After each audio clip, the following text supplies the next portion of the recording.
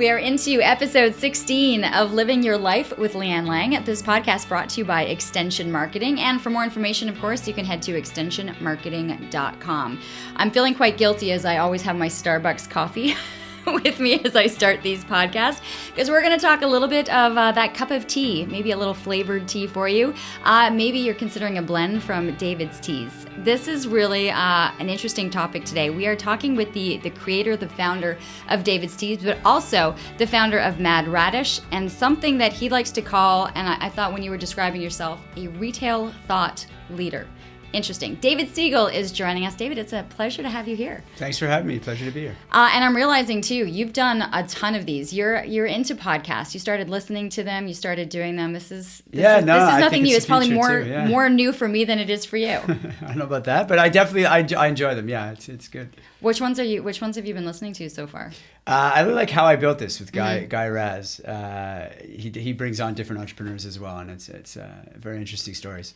Okay, so you mentioned the word entrepreneur, and I think when I was looking at how to describe you or to kind of go into things, I mean, it's such an entrepreneurial background with the creation of David's Tea, and yet when I look at where you are now with Mad Radish, there's something about and bringing back that aspect of healthy lifestyle, healthy living, the products that you're putting into your system. Were you always into kind of the healthier side of life, of living? I mean, I always aspired to be. I got smarter about it as the years went on, but yeah, I always was. Yeah, I'm big into health and wellness, and I love to exercise. I watch my diet. I think it's really important. I think diet and exercise create longevity, and you know, I like to be very mobile and energetic and youthful, and I'd like to keep that going. And so yeah, no, it's very important for me.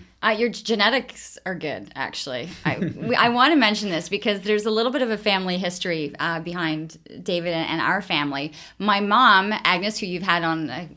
You've met, and anyway, sure. She was on the podcast not long ago, is married to Jack Lair, who is your mom's cousin. Correct. And I think my connection to your family was always through Aunt Gertie, who was your grandmother. Yes. Yeah. Who lived well past 100. I think the last time we were all together was at her 100th birthday party. Yeah. It's interesting. My friends, but my kids especially, anytime they go by David's Teas anywhere, they kind of always say, "There's a family connection there, Mom." And I said, "Yes, there is." But I look at how that family kind of came together. I look at Aunt Gertie at 100. She was so with it. I call her Aunt Gertie. So she was really interesting because when she was about in her 30s, had very bad back problems. And she had a doctor at the time that told her to do these exercises on the floor. And she then started doing these exercises and did them every single day for the next 71 years until she died. And those exercises are what we would call Pilates nowadays. But they didn't call it that back then. You know, it was you know, she's like, yeah, I get on the floor, I do my exercises for half an hour every morning. And you know, I actually think that was one of her little secrets. Yeah, she was amazing and so with it. Yeah. Like she could remember things and tell you stories. Yeah. Did she understand? Did she know the background behind David's Teas? Was she able? I'm trying to look at the timeline. Was she able to know that you had found success? Oh, absolutely. Yeah. She died before we took the company public, but when we had over 100 stores when she died, so she definitely saw it go from nothing to something. She used to call me and ask me for. She had a big sweet tooth. And we had a cream caramel tea that she loved. It was caffeine free, and it tasted like caramel. And she would call me, and she'd ask me for the caramel tea, and she'd tell me she was going to send me a check. And of course, I'd be like, "No, Granny, it's okay. Don't worry. I think we could afford to send you a small bag of tea. It's on me." But yeah, no, she'd have this caramel tea. She loved it, and yeah, she was super proud. Okay, so let's go back. How did this concept come to be? Like, did you drink tea? Were you a tea drinker or coffee? I always liked tea as a kid. I used to drink, but I drank like everybody else. I drank what they sold in the grocery store, which was chamomile, English breakfast. Nobody was doing it in a fun way. And I remember seeing a few tea shops that sprung up that were either very British or very Asian. And typically these stores were on, they were on secondary streets. They were never on the main drag of a shopping street. And you felt like you had to know something about tea when you went in there. You know, you had to whisper. It was kind of this prim and proper, right? Yeah. You know, and it had an older person kind of aura to it. And so nobody was making it young. No one's making it cool. No one's putting it on the main street and making it colorful. And so that's what David C did. I mean, we took the product and we said, listen, tea is anything you put in hot and cold water. It's not coffee. So there's all these different herbs and spices, even though in reality, tea is a very specific plant. It's the Camellia sinensis plant. It's grown in Asia primarily. How you process it makes it different. You know, I could give you. Did you? Yeah, I know, but did you know all this? I mean, we're talking. You're in your young 20s. I started David C in my mid to late 20s. Yeah. Yeah. No, I didn't know this. I got into the business liking tea, and I came out of the business loving tea. I learned a lot, obviously, along the way, but what David C that was special is we did a really good job on the mixes, on the blends. You know, we were able to realize that you can infuse tea, you know, different fruits and herbs and spices and all these different ways of mixing them, and it's kind of like cooking. I mean, the combinations are endless. So we created blends people never heard about before. No, sometimes you feel like you're having cake while having, you know, your tea, but I think as over the years, there's been so many, like, you have the ancient herbal aspect of tea, right? Of people kind of looking back and going, there were so many medicinal purposes for it, and so you have people that are looking for answers. They're looking for, you know, the feeling, the feel from the tea as to what they're hoping. If it's the flavor, or if it's how they're going to feel, or if it's going to detox them. Right. No, you have a lot going for you in terms of tea being part of people's culture. There's a lot of nostalgia around around the product. You know, we noticed that early on in the stores. They come in and we'd engage people's senses. You're trying tea, you're smelling tea, and when people would smell tea, you know, it would evoke memories for them. So you do have that. Oh, I remember having, you know, peppermint when I'm not feeling well, or oh, this type of blend reminds me of having tea with my grandmother. Or you'd have those kinds of memories that would. So I mean, that was actually helpful because it was already in the psychology of our customer base, and we just had to give it sort of a fresh look and feel. Okay, so you're starting this company out, and you have a partner. Yes. Yes. Family? A distant cousin of mine. He's my dad's first cousin. So my cousin once removed, who I didn't really know all that well until I moved to Montreal. And I went to McGill, and I was very entrepreneurial from a young age. So he took an interest in me. He was great. I mean, you know, he's 50 years my senior. Well, I was going to say, like, how does this, let's talk about this relationship, right? Like, here you are, your mid-20s. You've always had this entrepreneurial spirit. Yes. And you have this concept. Like, how do you develop this then with a much older partner to say? Well, it worked out well because he was in the twilight of his career, and I was just getting started. So we made a good combination of youth and experience. He added credibility and financing, of course. Yes. I mean, I had nothing. So he financed the business. And he which made him the majority owner, and I took a minority stake. It was my idea. And together we went and we built it. And you know, I brought the sweat and the hustle and hired the people, and we went and we did this, and it really started to take off. And then once it took off, we were able to get more partners involved, a bigger private equity group out of the U.S., and then it really became a major company. When did you realize that you were onto something? I mean, and there was a lot of, you were talking about the experience, right? Like, this was going to be a main street store rather than kind of hidden around the corner. The colors, the use of your name, kind of the way it's branded in the store, that you do go in and feel like you can try these flavors and have this experience while you're there. Like, at what point did you say, okay, this concept, this idea is going to make it? I don't know that there was, you know, I like to tell a story about the first day. Okay, I want to hear the story. But I don't know that I would say that was the moment because, well, I'll tell you the story and I'll tell you why. I'm not sure if it was the moment. I thought it was the moment, but then, so the first day, you know, there's still a bit of construction. We're finishing stuff up. It was Queen Street in Toronto. And, you know, the contractor has a ladder in the window hammering stuff in. And we're up all night stocking the shelves and getting it all ready. And, you know, we just opened the doors. I think my partner yelled, "Open the doors, let's just go." And so we did. We opened the doors and people started flooding in. And like how long had they seen the store been under construction? About 8 weeks. But okay. But this is very new at the time. This is 2008. I mean, tea stores were not a dime a dozen. I mean, the notion of what we were doing was very new, and people just started flooding in, so much so I had to call my wife to help out, my brother's friend. I mean, our staff that day was a makeshift. Nobody knew what the hell they were doing. We didn't know what we were doing. I was just running around trying to sell stuff. And the store was swamped. It felt like we were just in way over our heads. It was so busy. And the irony is we did $1,500 that day, which at the time felt like a ton of money. Like, I mean, now $1,500 for a Saturday for David Segal would not be very good. But then it was like, oh my God, we just couldn't believe how much volume that was. Were you giggling? Like, were you giggling, laughing? Like, was there? I thought we were. That was the moment I thought this was going to be big. Now, the moment I don't tell people about was the Monday that came after that, where we did $400, and I was just sweating big time. Like, we were very nervous at that point. So it took time. Like, it wasn't. It took me a good 5 years to be an overnight success. Like, it's like, I mean, we had stores that started off that we doubled and tripled in sales volume over the years. I mean, just as the product got better, as the assortment got better.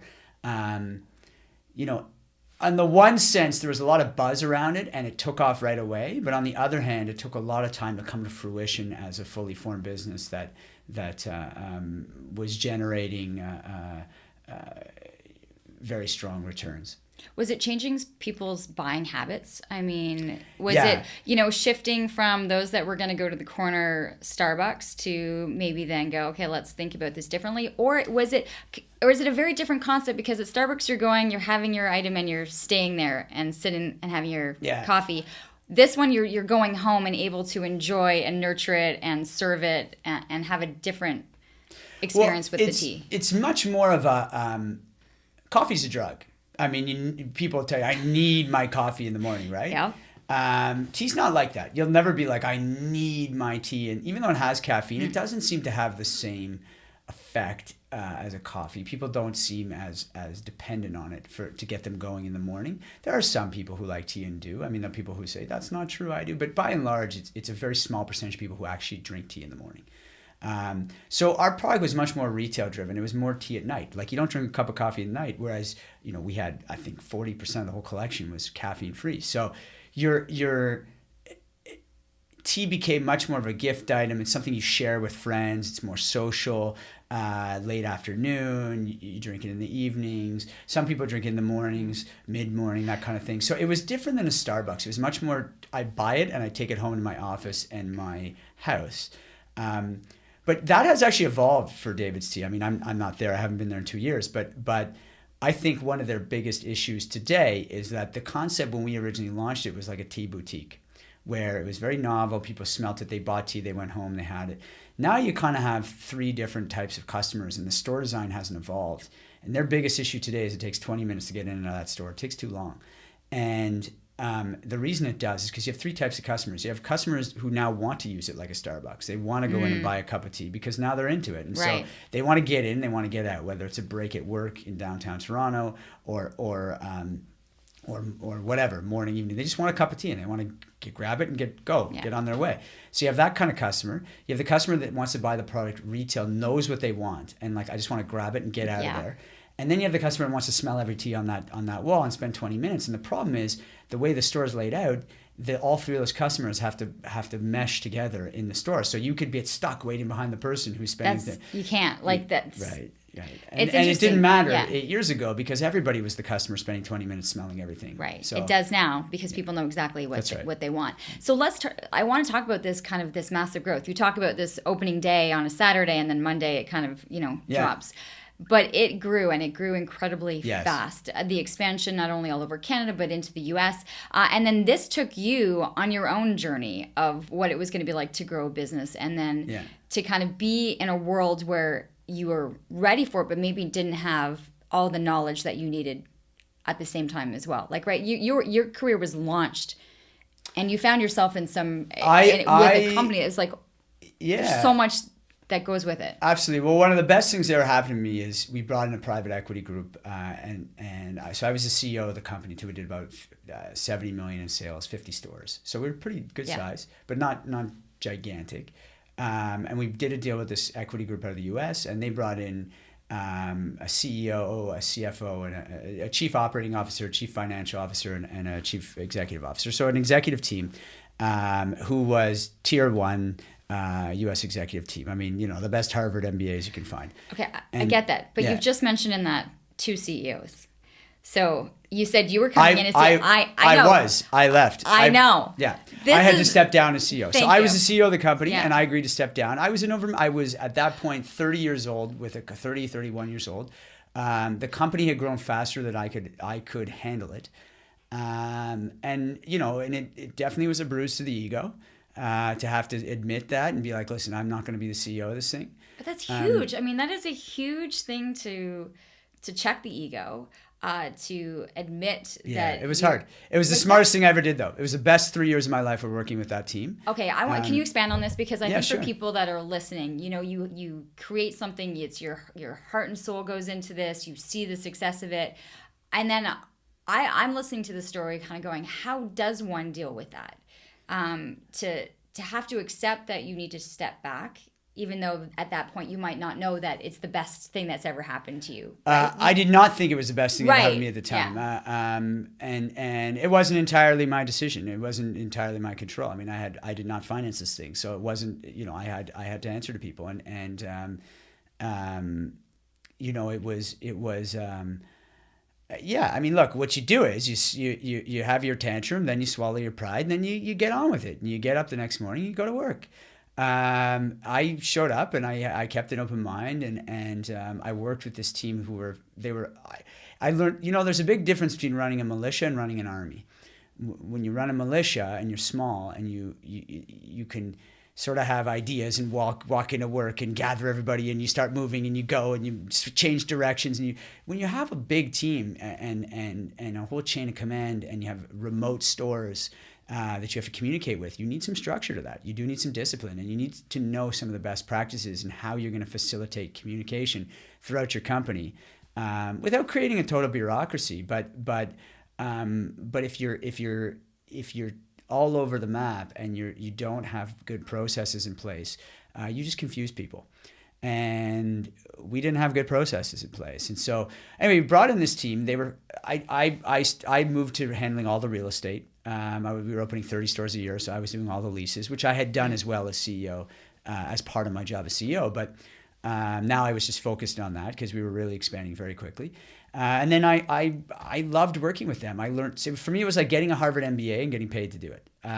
It was just what you were exposed to. Oh, I mean, it catapulted me in my career. Probably, I catapulted 20 years ahead in 3 years because I was able to learn. Now I feel very capable of being the CEO of a $200, $300, $400 million company because of my experience with them and learning how they operate and how they run a company.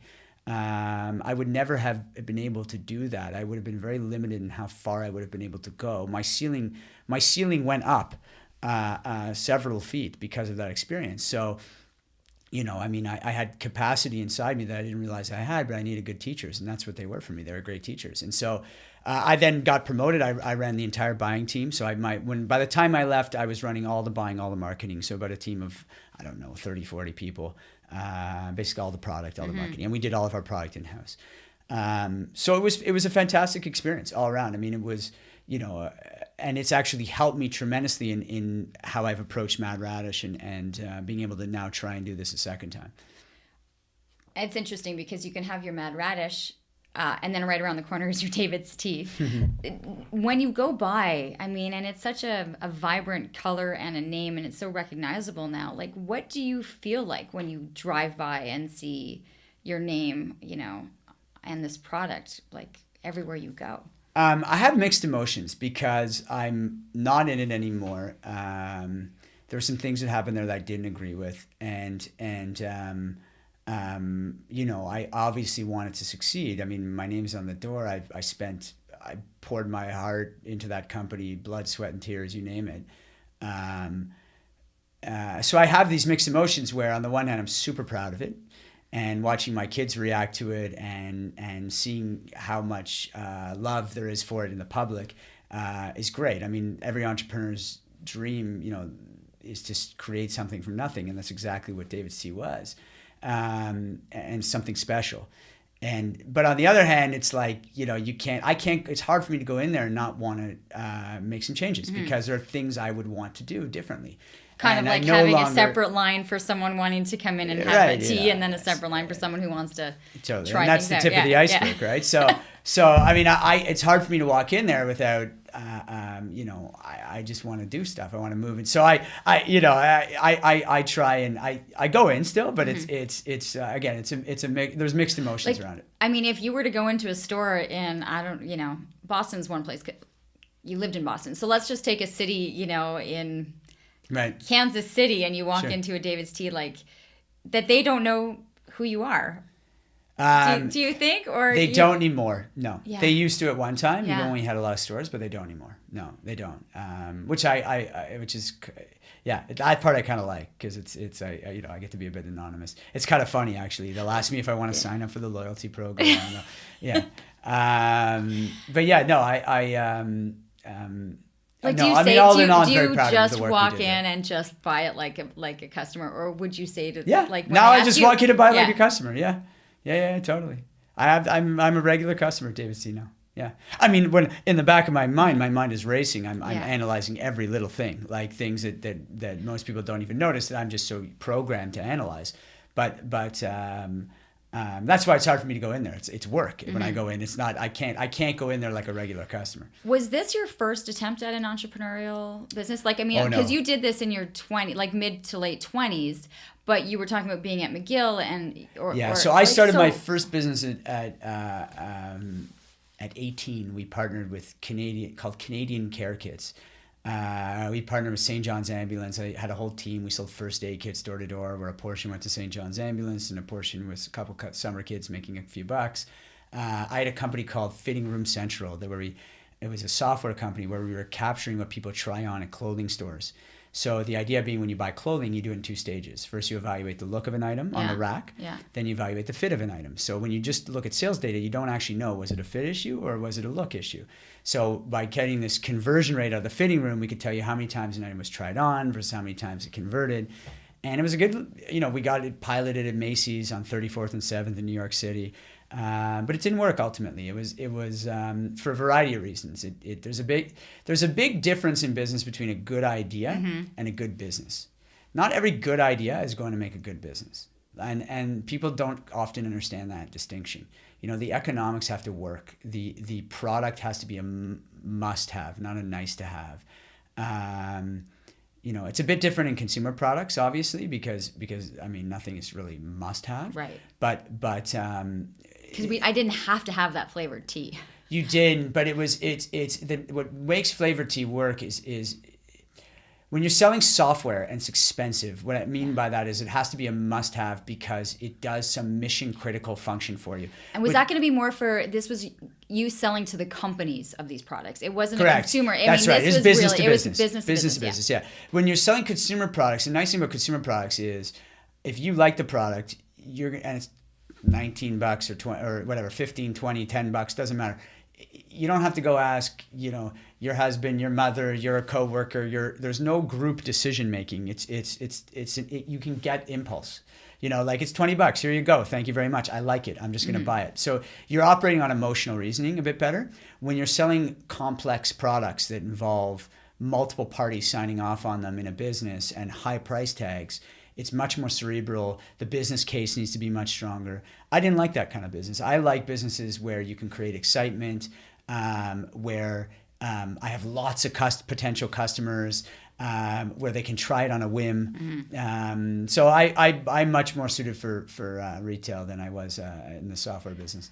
Was there any part, so you're talking as a kid, you've got these projects, you've got these...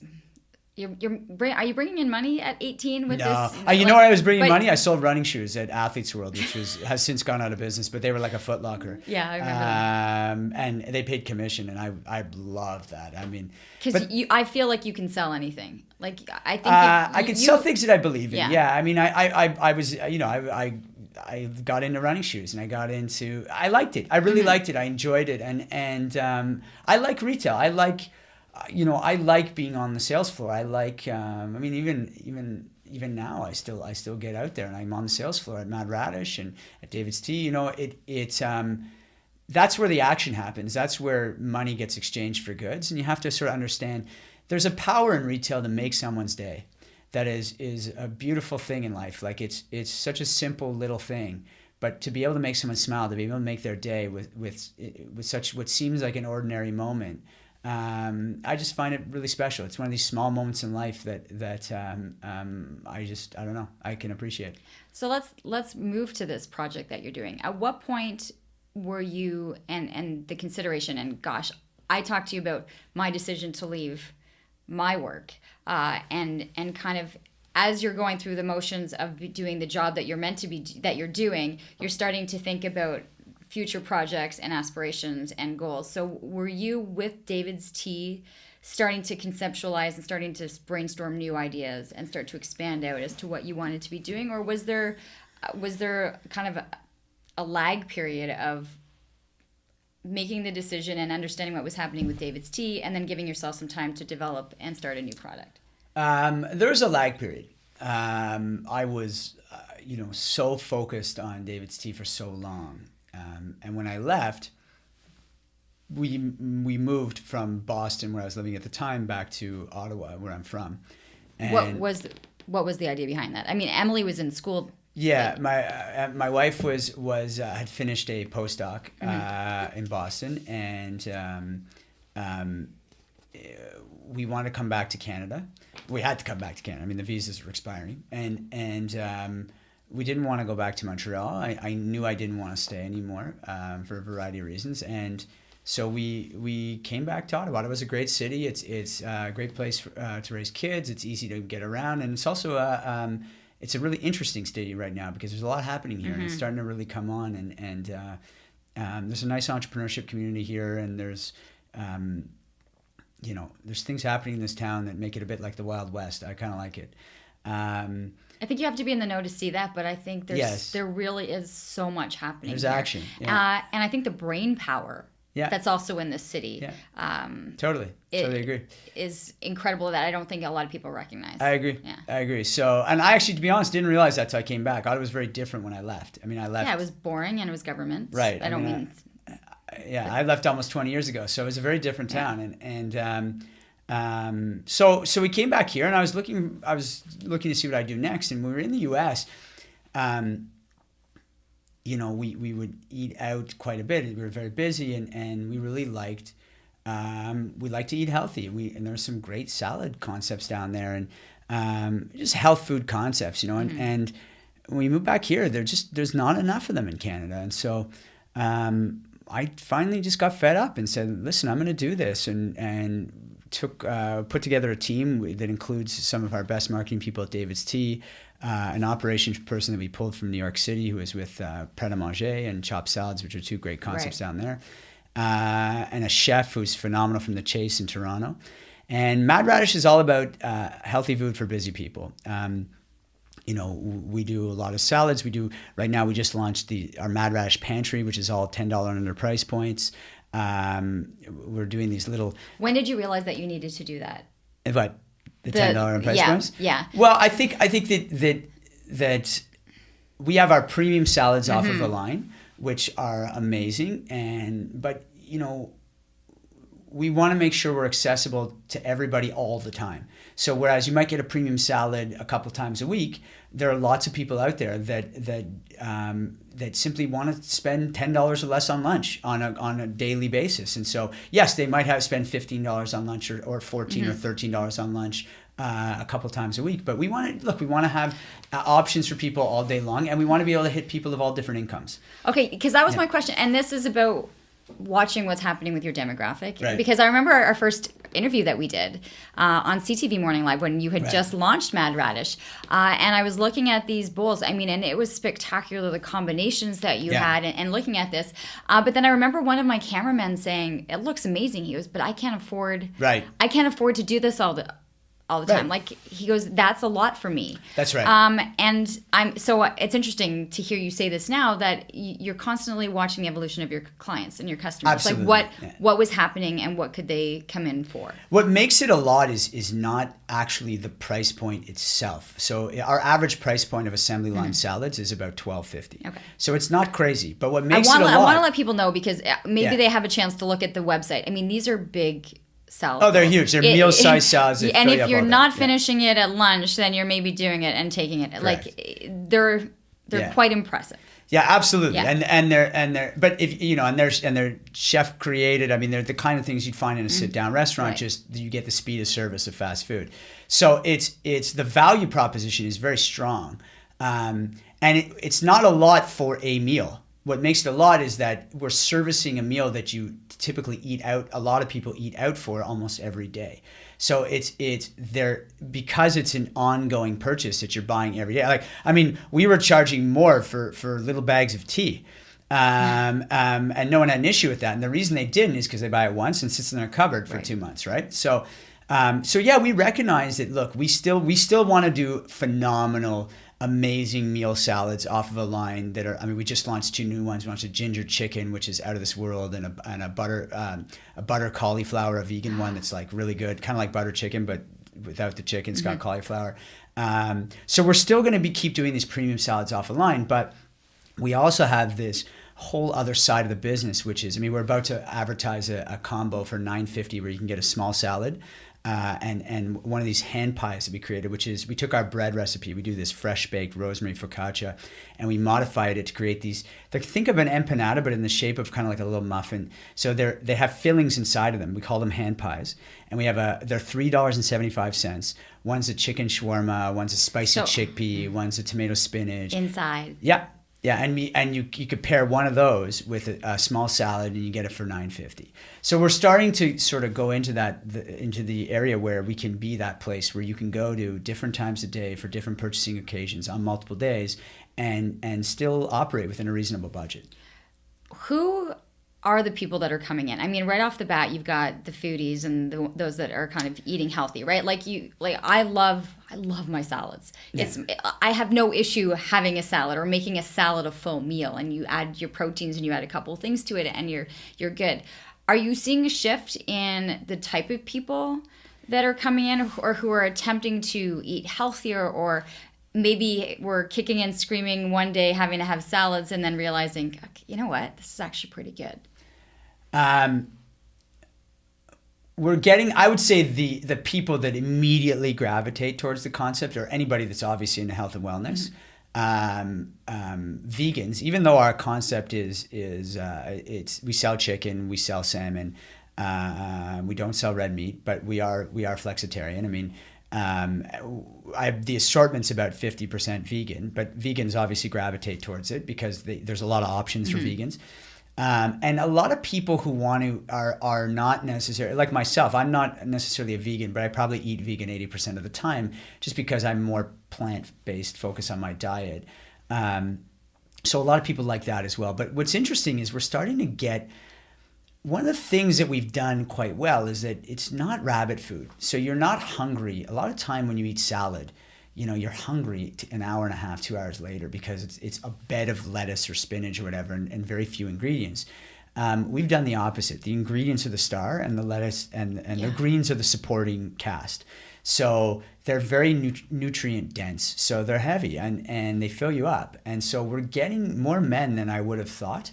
And when I look at the store, it's starting to materialize into typical, just run regular. I don't think I think our customers are normal office workers coming in for lunch a lot of the time. So we're starting to see a very widespread demographic, and I think the reason is that diet is one of the biggest health issues of our time, and I think more and more that's becoming obvious. diet and exercise are basically the only two things that any doctor in the world will agree with you that are necessary to maintain health. I mean, they argue about everything else but that. And I think more and more people are starting to catch on to that.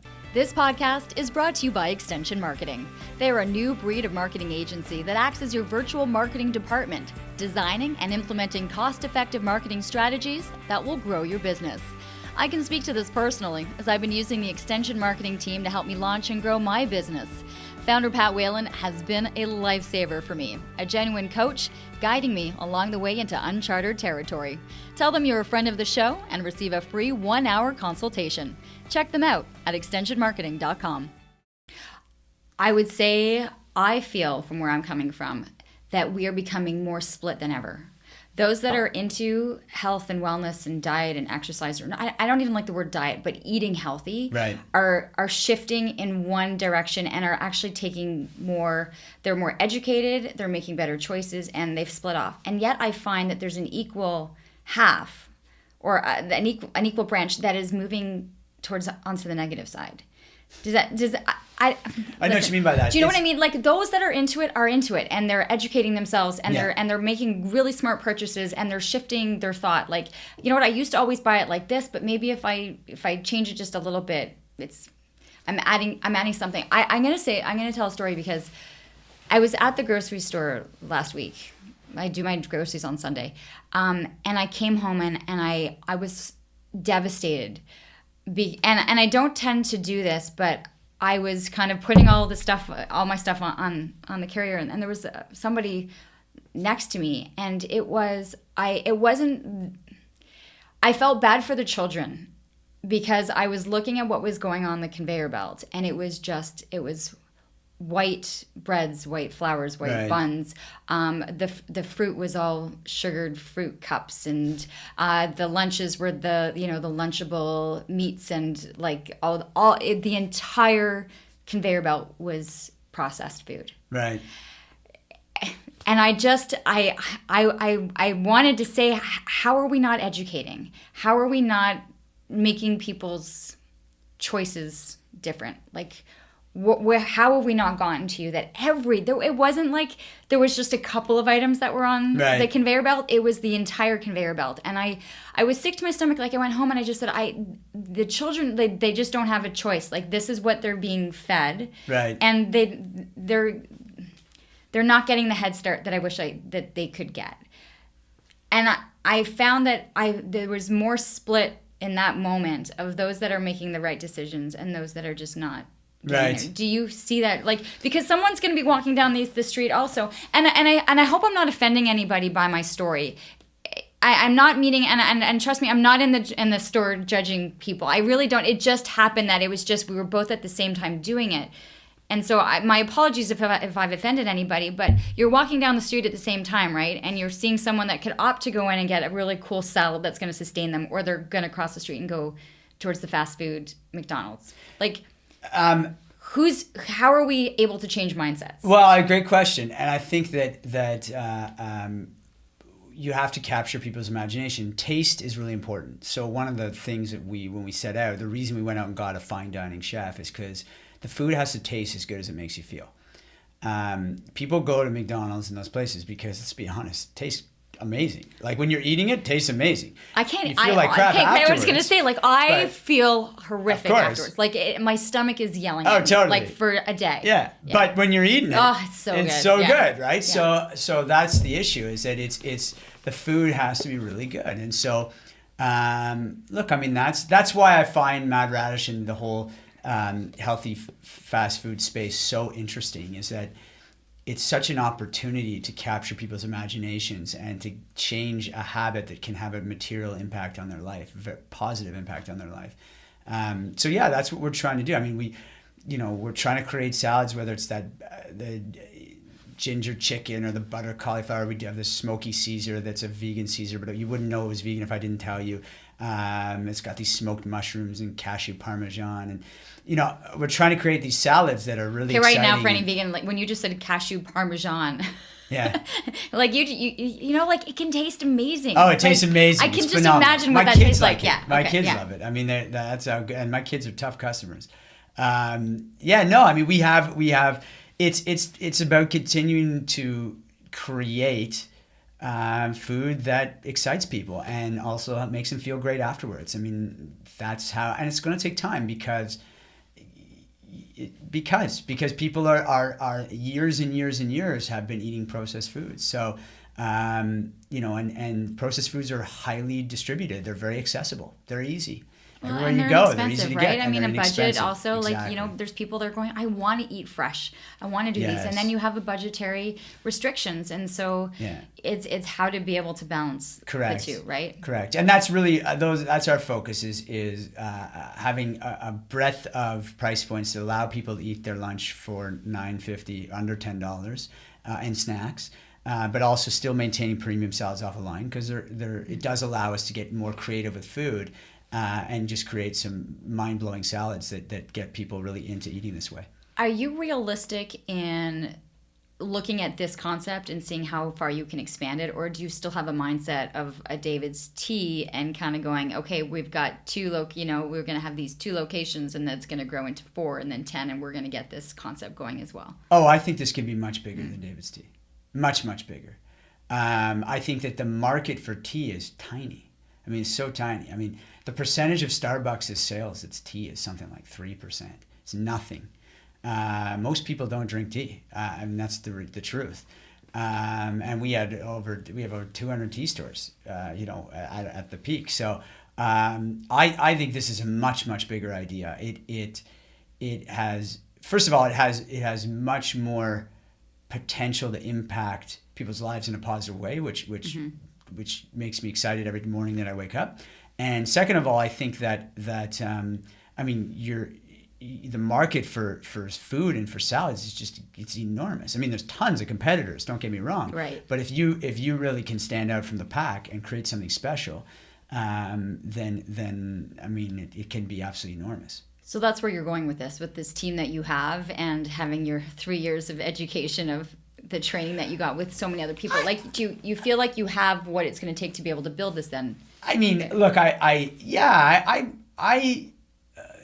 like to surprise myself and challenge myself and see what's possible. I was very fortunate to have this experience early in my life where I got not only involved, or not only started a business that became a rocket ship and grew extremely fast and was very successful, but also had the opportunity to work with these extremely talented business executives and learn and suck up knowledge from them. So now with Mad Radish, there's an opportunity to apply that and to build something in Canada that can be a real force of change for the better. How do you need it then to grow? Is it word of mouth? Is it more people believing in this way of life, of health and?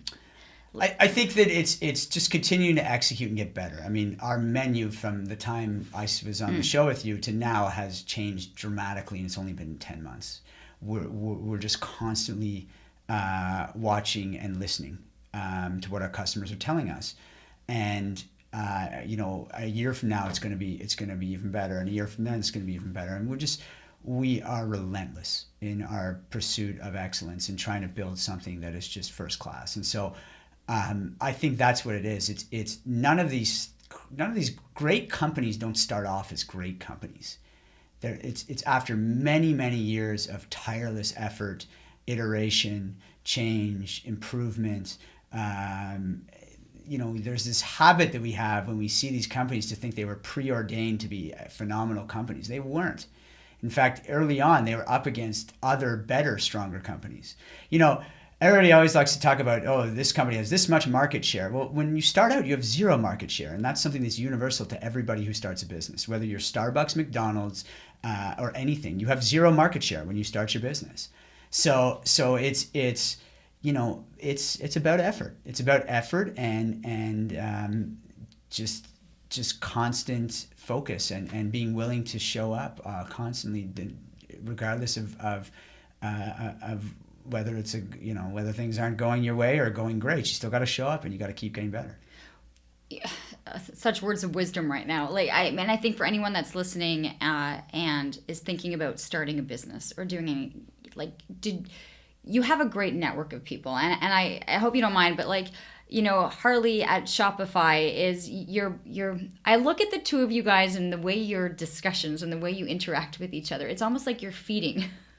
Do you feed off of each other just ideas, and the yes and the no and the how, or that you can sit there and go, yeah, that's not going to work, or this is going to work, or the people that you surround yourself with are really going to be they're going to have an impact on the decisions that you're making. Yes. Harley's one of my best friends, and a phenomenal entrepreneur, and we're definitely cut from the same cloth. Although I admire him quite a bit, and he inspires me quite a bit, and he pushes me, and I push him sometimes, and you know, we egg each other on a little bit, and it's great. And there's other people in the city who are part of a network and do the same thing, and you do. You need good people around you that are going to push you. You need people that aren't going to tell you what you want to hear too.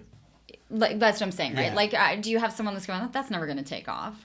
Or are you looking to surround, like, would you prefer someone to say, listen, David, that's it's not going to work?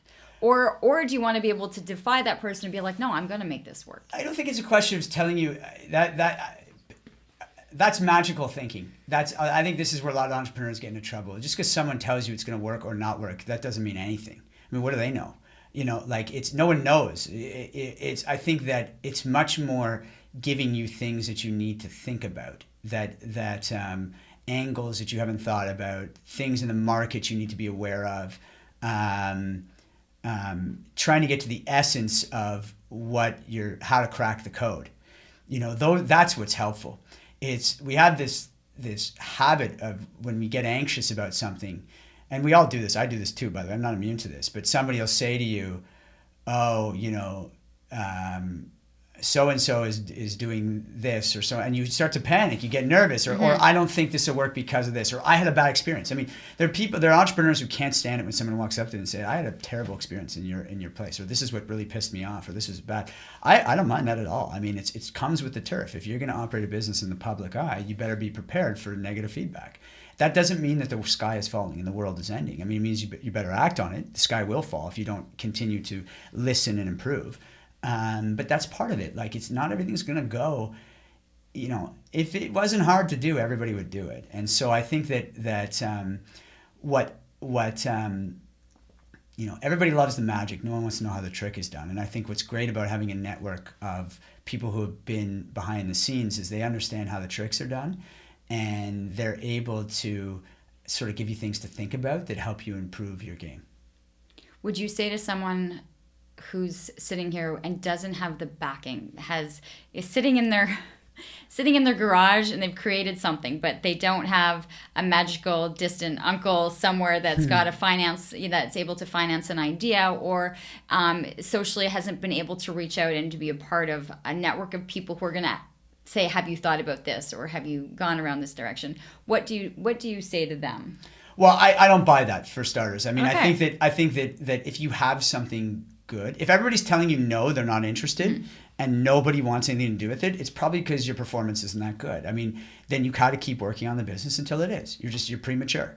You gotta beg, borrow, and you know, you gotta figure it out. You gotta scrape by. You gotta find ways to get enough capital to keep it going. David, you have a personality. Yeah. I mean, you've got a personality. You get into a room with you, and it's like, I want to hear what this guy says. But is a personality then that cannot do that? Do they have a shot?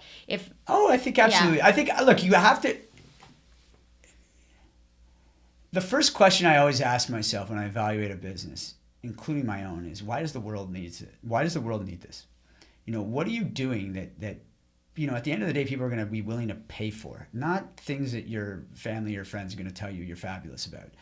I mean, real people who don't know you are going to come to you, and enough of them are going to pay for it.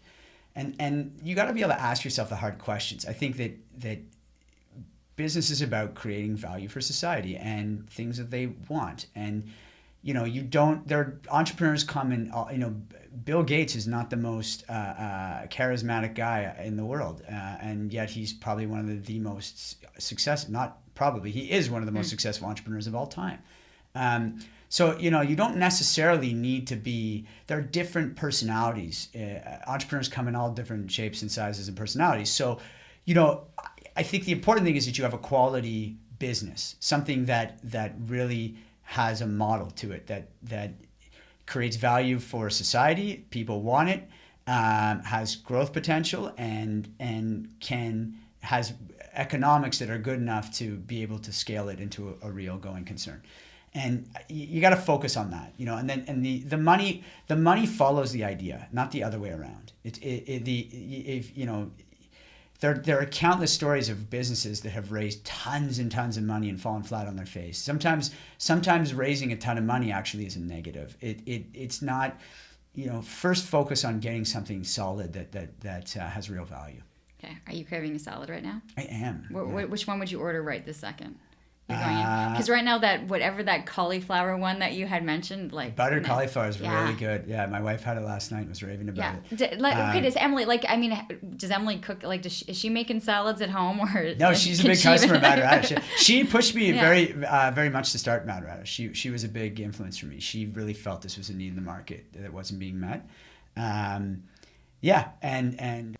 I'm glad she did. I mean, there's been countless sleepless nights. Don't get me wrong. I mean, and there will be many more to come. But what does keep you up? Like, if you're saying it's a sleepless night, what is it? I think that and my team will tell you this too. My weakness is sometimes my impatience. I want to get better faster than. I mean, we're getting better very quickly, but I just want to keep getting better so quickly.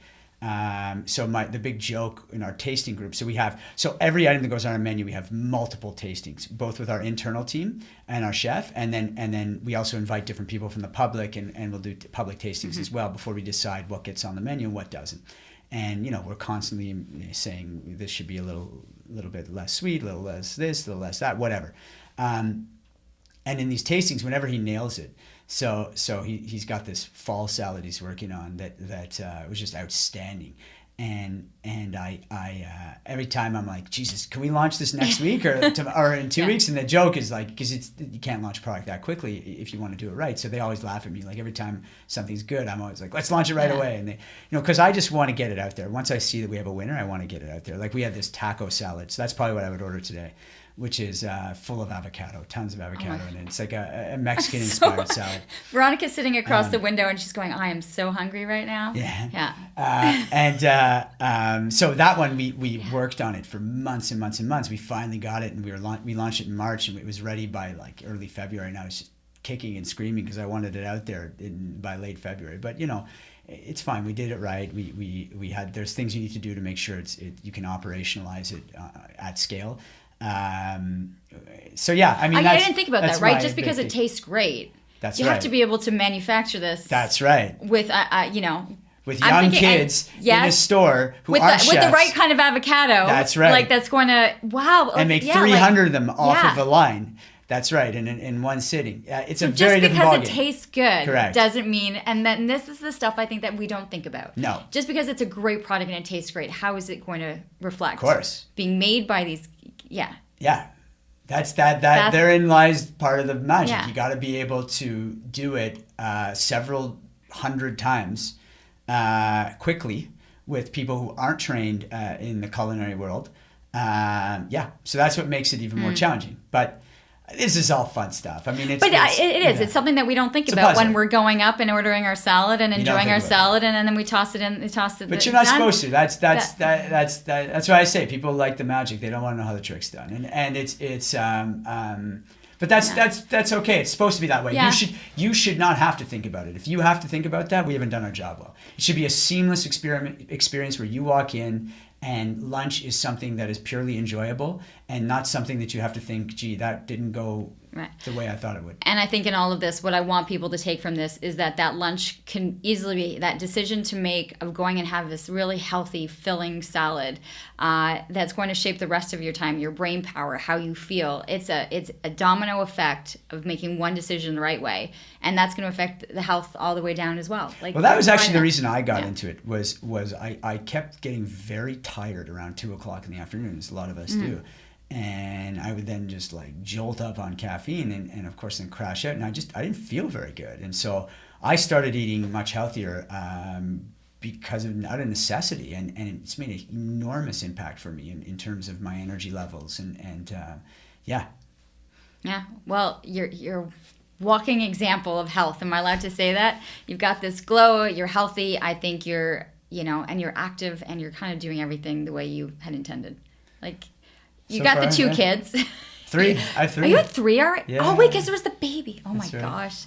I'm Imagine done now. that. I'm Yeah. finished. Yeah. I would figure that much out. I just want to say, David, like, this has been a really interesting opportunity. I'm craving at this point now. I think I might have gone with the taco. Cool. The taco Right on. salad, and just make sure the avocados are all good. People can find you eventually. For our listeners, you're going to be able to find this across Canada and across the United States in time. But right now, where can people find Matt Radish? We're in the Glebe in Ottawa on Bank and Fifth. We are Albert and Metcalfe downtown Ottawa, and we're going to be opening in early July Slater and Kent downtown Ottawa.